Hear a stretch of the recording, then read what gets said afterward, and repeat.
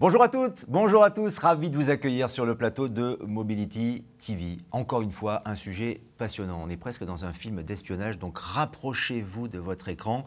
Nous allons parler des risques cyber, les cyber-risques des voitures connectées et autonomes, avec des experts sur notre plateau et ils sont là à visage découvert, ce qui est quand même très bien. On est ravis de les accueillir. Sylvie Vautier, bonjour. Bonjour. On est ravis de vous accueillir. Vous êtes consultante cybersécurité chez ETAS. À vos côtés, Gaël Musquet, bonjour. Vous êtes hacker éthique, je le précise, Alternative Radio. C'est ça. Bonne présentation, là on est bon. Yacine Adjissi, bonjour. Bonjour. Même chose, responsable cybersécurité chez UTAC. Et à côté de vous, Bruno Mendes da Silva. Bonjour. Bonjour. Vous êtes cofondateur de X Technologies. Exactement. Jusque-là, j'ai bon. Alors c'est vrai que avec le boom des voitures connectées, on a le sentiment que les piratages, parce que ça existe, des voitures augmentent. Est-ce que c'est le cas? Je commence avec vous, Sylvie Vautier. Est-ce qu'il y a de plus en plus de piratage ou de tentatives de piratage? Et quand on dit piratage, ça veut dire désactiver le pilotage automatique, les freins, le volant. Enfin, c'est ce qu'on voit par exemple au cinéma, mais qui peut arriver dans la vie. Oui, on voit ça dans les médias. Actuellement, on a beaucoup de reconnaissance d'attaques sur tous les véhicules. Et justement, parce qu'ils sont de plus en plus hyper connectés, et de plus en plus relié aussi au back-end du constructeur automobile lui-même. Et cette association véhicule vers l'entreprise ajoute à la complexité et donne des surfaces d'attaque intéressantes pour les hackers. Alors justement, dans quel but précisément ces hackers essaient de prendre le contrôle de la voiture? Yacine Adjissi. C'est une bonne question. En fait, il y a trois sujets. Le premier, en fait, il y a celui du défi. En fait, le hacker est quelqu'un qui est à la recherche d'un défi technique, détourner l'usage d'un véhicule. Donc, il y a le deuxième sujet, c'est un sujet purement financier. On a envie de détourner l'usage d'un véhicule pour en tirer un bénéfice économique, pour gagner de l'argent. Et puis le troisième, ça concerne de la malveillance plus physique, détourner un véhicule pour faire mal à quelqu'un, l'empêcher de freiner. Donc c'est une nouvelle façon potentiellement de faire des attentats en utilisant des produits comme un véhicule. Ça paraît totalement incroyable. Et je me tourne vers vous, Gaël Musquet. Il semble très simple, en tout cas quand on est un hacker. Alors je précise pour celles et ceux qui nous regardent que vous êtes un hacker éthique, donc un hacker citoyen, un hacker gentil, parce qu'il y a les méchants. En général, quand on dit hacker... On parle plus malheureusement des malveillants, voilà. On est plus nombreux bienveillants, bien heureusement. Très bien, mais vous utilisez les mêmes méthodes. Alors, vous mettez en lumière, en fait, comment on peut arriver à prendre le contrôle d'une voiture, tout simplement. Tout à fait. Comment fait-on? Alors, en gros, on a un certain nombre de bus, donc des câbles qui vont transiter dans la voiture pour relier les différents organes. Alors, si on a accès au véhicule, on va se connecter à ces différents câbles pour injecter des ordres qui vont commander le volant s'il est motorisé, le freinage, l'accélération. Et aujourd'hui, des logiciels libres sont accessibles sur Internet pour pouvoir faire ça. Pour des raisons, principalement bienveillantes. L'objectif, c'est de faire rouler ces véhicules et prouver que ces logiciels sont sûrs. Et améliorer la sécurité. Tout à fait. Pour renforcer tout ça, évidemment. Ouais. Et en même temps, on a un volet qui est évidemment d'anticipation. On parlait de films, on se rend compte parfois que la réalité dépasse la fiction. Et que notre métier, c'est aussi d'anticiper des opportunités d'attaque sur les véhicules à partir d'organes qui sont rajoutés ou de normes aussi. On a des normes qui, a priori, sont bienveillantes et bienvenues dans la sécurité automobile. On peut détailler sur les valves de pneus, par exemple, et qui donnent une nouvelle surface d'attaque et qui nous permet en fait de pouvoir cibler certains véhicules et de porter atteinte évidemment à la sécurité des biens et des personnes. Donc vous pouvez faire ça aussi à distance? Évidemment, là, les véhicules sont majoritairement tous aujourd'hui connectés pour plein de raisons. Ouais. C'est des systèmes d'appel d'urgence quand on a un accident. On a des connexions Internet, le divertissement qui est aussi un moyen de connecter les véhicules, la principale raison d'ailleurs aujourd'hui. Et on peut utiliser certains de ces organes, certains de ces modems qui permettent de connecter les véhicules pour pouvoir accéder à distance à d'autres organes, là pour le coup, de sécurité. On parle de freinage, on parle d'airbag. Il faut savoir qu'un véhicule aujourd'hui est équipé de plusieurs explosifs. Ça peut paraître comme ça un peu dangereux, mais nos airbags, ce sont des explosifs. Les prétenseurs de ceintures de sécurité, ce sont aussi des explosifs. Et donc, piloter à distance ces explosifs évidemment peut porter atteinte à la sécurité des personnes à bord et des personnes autour du véhicule. D'accord. Si par exemple je vous le demande comme un service, vous pouvez éventuellement prendre le contrôle d'une voiture, faire exploser l'airbag de la voiture que j'aurais choisie et faire perdre le contrôle au conducteur ou à la conductrice. Ça ne marche pas comme ça. Ça ne marche pas comme ça. Non, voilà. Ce qu'il faut avoir en tête, c'est qu'on travaille en temps de paix déjà. Oui. Pour comprendre déjà comment fonctionne le véhicule. Et c'est un peu la mauvaise compréhension qu'on a de nos métiers. Un hacker, c'est quelqu'un de curieux, c'est quelqu'un qui veut comprendre comment fonctionnent les systèmes parce qu'on ne fait pas confiance à ces systèmes. Ouais, c'est l'identification de vos métiers qui, à un moment donné, peut poser problème en termes de communication parce que quand on dit hacker, on pense tout de suite à quelqu'un qui va trafiquer quelque chose. Et parfois, on tombe sur des malveillant. Voilà, mais il y a plusieurs manières en fait, d'aborder ce métier. On a des pen testers qui vont faire des tests de pénétration, on a des hunters qui vont chercher des failles, des personnes qui vont travailler comme moi sur des enjeux radio ou des systèmes embarqués. C'est un vaste sujet et qui ne s'aborde pas juste par la prise de contrôle d'un véhicule. Alors, Bruno Mendes da Silva, c'est vrai que X-Technologies est reconnu en matière de progrès d'ailleurs dans ce domaine-là. C'est véritablement référent. Est-ce qu'il y a une vraie problématique par rapport aux véhicules, ces fameuses voitures connectées et autonomes, et il va y en avoir de plus en plus, on est d'accord, je crois que c'est en 2023, il y aura 775 millions de véhicules privés connectés, ce qui est quand même énorme. Ouais. Comment vous allez... est-ce qu'il y a une véritable problématique quotidien, pour l'usage quotidien, sur une éventuelle prise de contrôle? Alors nous, justement, quand on a créé la boîte en 2019, on a rencontré une problématique de sécurité quand on discutait avec nos potentiels clients aux États-Unis qui nous disaient vous nous proposez d'extraire les données en temps réel pour les envoyer dans le cloud pour que les ingénieurs puissent travailler avec, mais en fait les véhicules ils ne sont pas la connectivité est coupée quand le véhicule est sur la route parce qu'on a peur justement que quelqu'un puisse prendre le contrôle à distance, que le réseau soit piraté, etc. etc. Vu que c'est des véhicules expérimentaux, on n'a pas forcément envie justement d'activer la connexion Internet tout le temps, parce que justement il y a tous ces risques. Quand on est Google, nous c'était la filiale de Google à laquelle on parlait, quand on est Google et qu'on dit qu'on va produire des véhicules intelligents, qui vont conduire tout seuls aux États-Unis et partout dans le monde. Ça peut potentiellement générer, on va dire, de la curiosité, ça peut générer de l'envie, ça peut générer justement de l'inquiétude. Donc vous préconisez que que quand une voiture, un véhicule est en train de rouler, on ne puisse pas l'attaquer. Alors nous, c'est ce qu'ils nous ont dit. Donc en fait, on a dû réfléchir à comment en fait on allait pouvoir permettre cette transmission de données-là de manière on va dire, en toute sécurité pour que justement la transmission de données puisse se faire. Parce que justement, aujourd'hui, ce qu'il faisait, c'était que le véhicule allait sur la route, il collectait toutes les données et ensuite, il allait rentrer au garage et en fait, on retirait les disques durs et en fait, on les mettait dans... Et ça, en fait, toutes les données, oui, bien sûr. Et ça, en fait, c'est pas possible. Demain, vous vendez un véhicule autonome, vous n'allez pas dire à monsieur tout le monde de passer au data center à côté pour récupérer ces données. Et du coup, il faut cette capacité, justement, à transmettre les données, surtout quand il y a des problèmes, etc.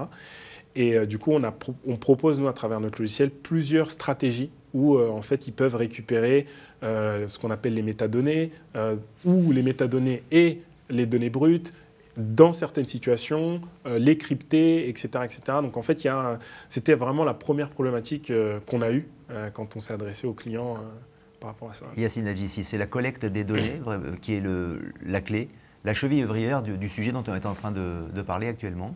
En fait, le sujet en matière de cybersécurité automobile, c'est finalement l'exposition du véhicule en lui-même et les techniques qui sont mises en place par les constructeurs pour le protéger. Donc il est là, en fait, le véhicule échange des données depuis pas mal d'années, ce n'est pas une nouveauté.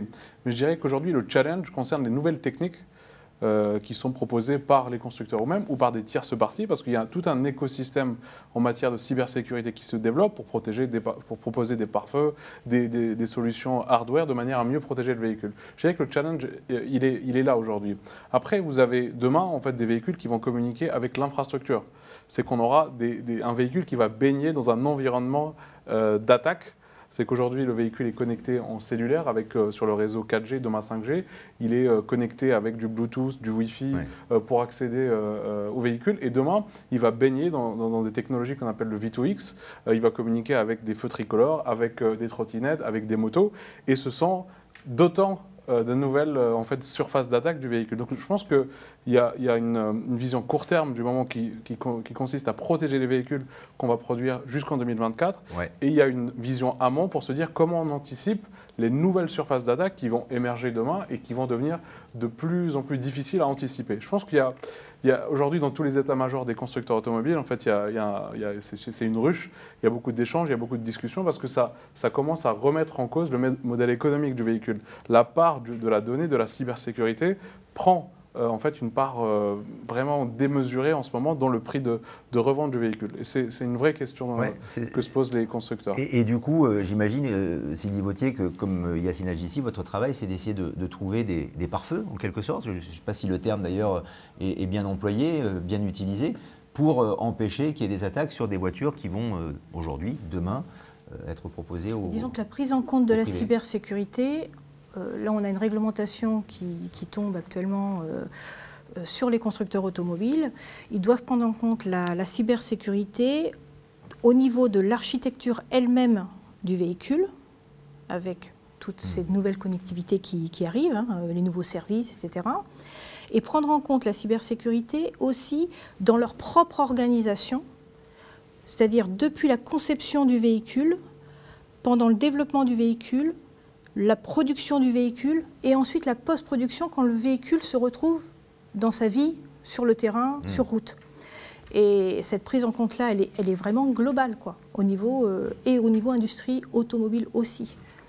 Ouais. Si je peux rajouter bien sûr. Un mot à ce propos, en fait, l'UTAC, c'est une entreprise française qui homologue, certifie des véhicules, et notamment en matière de cybersécurité. Donc en ce moment même, une partie de mes équipes est en train de mener des audits chez des constructeurs européens pour rebondir sur ce que disait Sylvie, pour vérifier que les processus qui ont été mis en place et les solutions techniques mises en place dans le véhicule à partir de 2022 et demain 2024 sont suffisamment robustes pour éviter des attaques en fait, contre le véhicule. Vous éprouvez les véhicules en fait comme d'autres experts éprouveraient ces véhicules pour la sécurité, pour les freins notamment, ou pour que les voitures à la chaîne sortent et soient aux normes. C'est ça en quelque sorte. C'est exactement ça. Ouais. Simplement, en fait, sur la cybersécurité, vous avez plusieurs parties prenantes qui vont participer.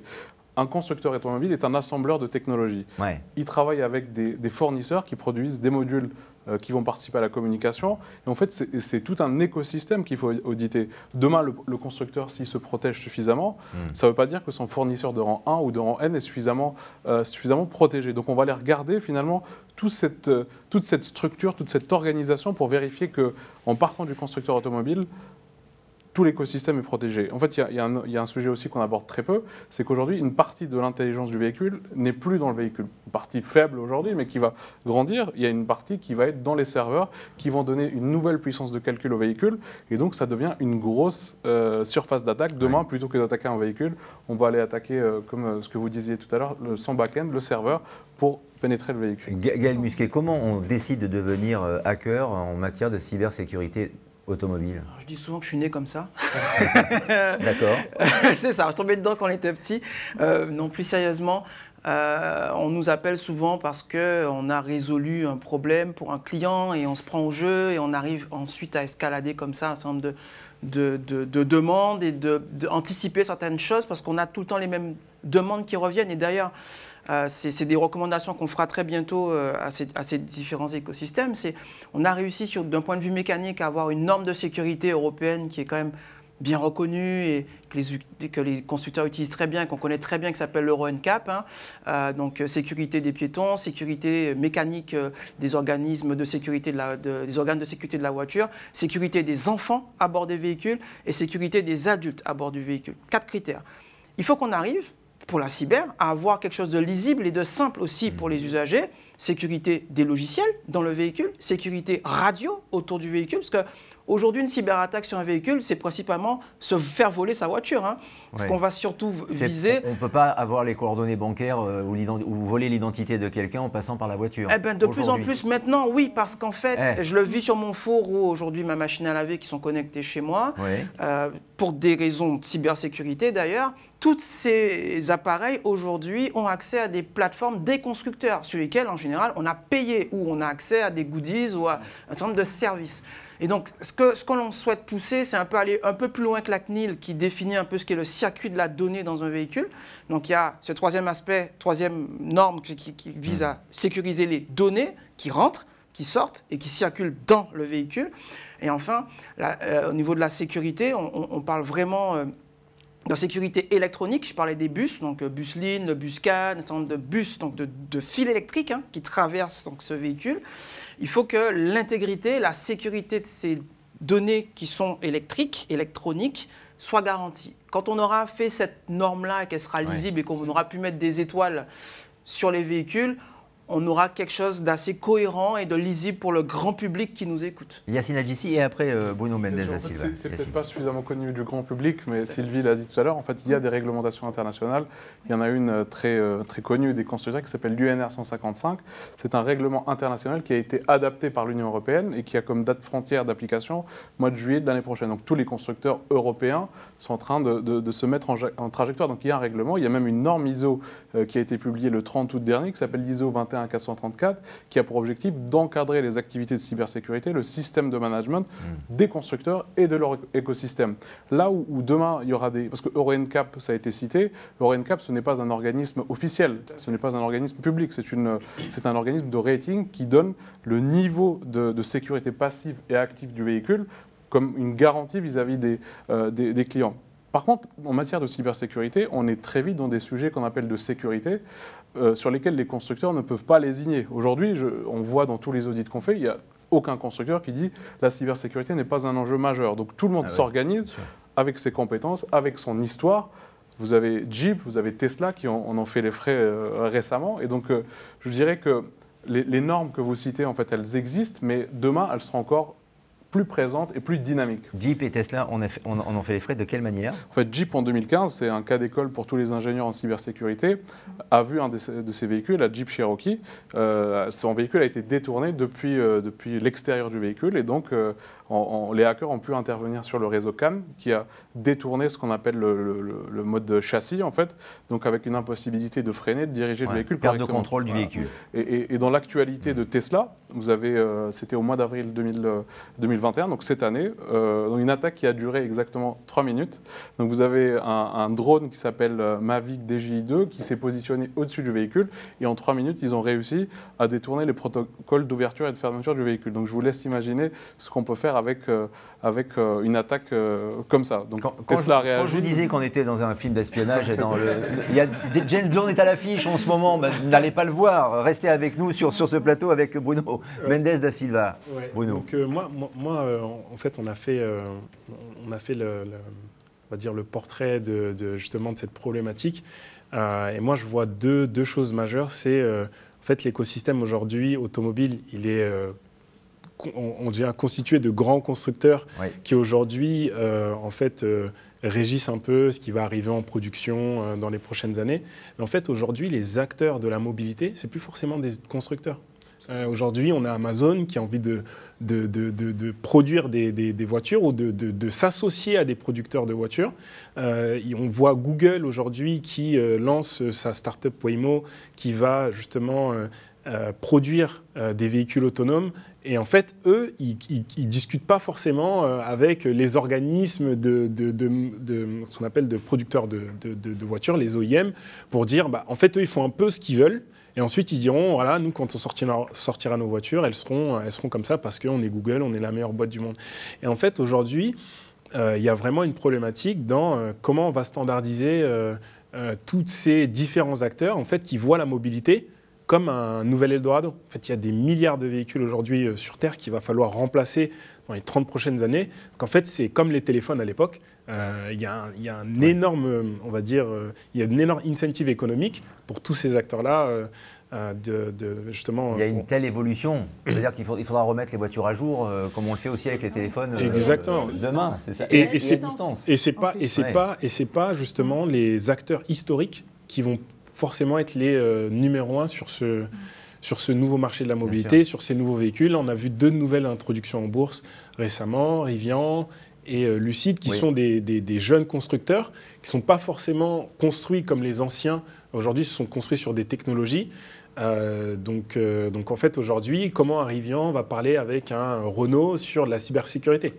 Parce qu'il y en a une valorisation boursière, Rivian est l'égale des grandes marques, des grands constructeurs automobiles aujourd'hui. Ouais, donc il y en a un qui va dire, moi je suis voitures. Hein. Ouais, il y en a un qui va dire, moi je suis une boîte de technologie, je suis pas une boîte automobile, et l'autre qui va dire, moi je suis un constructeur automobile. Et en fait, c'est là où en fait il y en a qui vont dire, bah vous comprenez rien, et il y en a qui vont dire, ouais mais nous on sait ce qu'on fait. Donc en fait, c'est là où il va y avoir, je pense, un clash. Et je pense qu'il doit y avoir de plus en plus, en tout cas moi je presse pour ma paroisse, de plus en plus de startups qui vont accompagner bien sûr, les grands constructeurs et de l'autre côté, ces nouvelles boîtes technologiques justement avec des nouveaux outils et on va dire... Votre secteur d'activité a un avenir et un avenir certain. Ouais. X-Technologies, c'est vrai, parce que finalement, là on est en train pas de parler de demain, mais on parle d'aujourd'hui. Alors néanmoins, Gaël Musquet, si je vous demande de hacker une vieille Clio, une vieille Renault 5 des années 80, alors, les bus... Comment vous allez faire? Ah ben, on va se connecter à la voiture, à l'ancienne.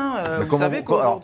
Comment c'est possible, ça? On va quand même y arriver parce qu'on a des protocoles qui sont très profonds. On parle du Buscan, enfin, c'est des protocoles qui existent encore. Quoique, à chaque sortie de Fast and Furious, on m'appelle pour me demander ce qu'il y a. Alors, c'est marrant parce que cet exercice-là, il est très, très dur et marrant à faire. Quand on regarde les vieux épisodes, ça, c'était pas possible. Et en fait, plus le temps passe, malheureusement, plus on se rend compte que certaines attaques sont possibles. Évidemment, plus la voiture est vieille, je ne parle pas de 4L, je ne parle pas de 2 chevaux. Évidemment, ces véhicules-là étaient... Ça, c'est pas possible.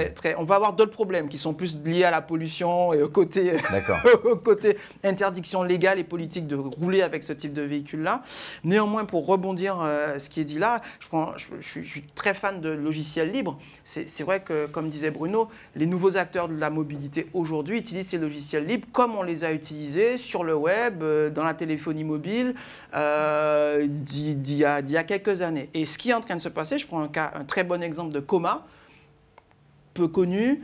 C'est quand même aujourd'hui une boîte qui fait tourner donc, un noyau Linux, donc un système d'exploitation sur un téléphone, et qui va se greffer en fait sur des bus de véhicules qui datent d'il y a 4-5 ans, et qui va être capable de rendre ces véhicules autonomes de niveau 3. Aujourd'hui, on a une dizaine de marques supportées, plus de 80 modèles de voitures. Et aujourd'hui, à date, ces véhicules ont parcouru, grâce à ce greffon, logiciel libre qu'on peut télécharger, plusieurs millions de kilomètres. Et c'est ce kilomètre roulé aujourd'hui qui devient la clé de la dureté, de la sécurité, puisque c'est ce qu'on va demander. C'est OK, vous me dites que vos véhicules sont autonomes, mais prouvez-nous qu'ils roulent. Aujourd'hui, on a des particuliers qui sont hors du circuit des grands constructeurs avec Coma, et le logiciel s'appelle OpenPilot. Et justement, le pour conclure, fondateur de Coma, c'est un hacker qui a justement fait le jailbreak de l'iPhone à l'époque. Très bien. Et de PlayStation. Vous voyez, je vais vous dire, au moins cette émission nous aura peut-être réconciliés avec la terminologie de hacker, puisqu'on pensait que c'était tous des bandits, mais finalement non. Ils sont tous éminemment sympathiques comme vous. Et tant mieux. Merci en tout cas à tous les quatre. Merci d'être venus sur le plateau de Mobility TV. C'est un sujet passionnant. Je suis persuadé que très prochainement, on vous reproposera encore des thématiques autour de cette technologie et la cybersécurité embarquée dans les voitures connectées. À très bientôt. Nouveau sujet, nouveaux invités. Mobility TV. Salut.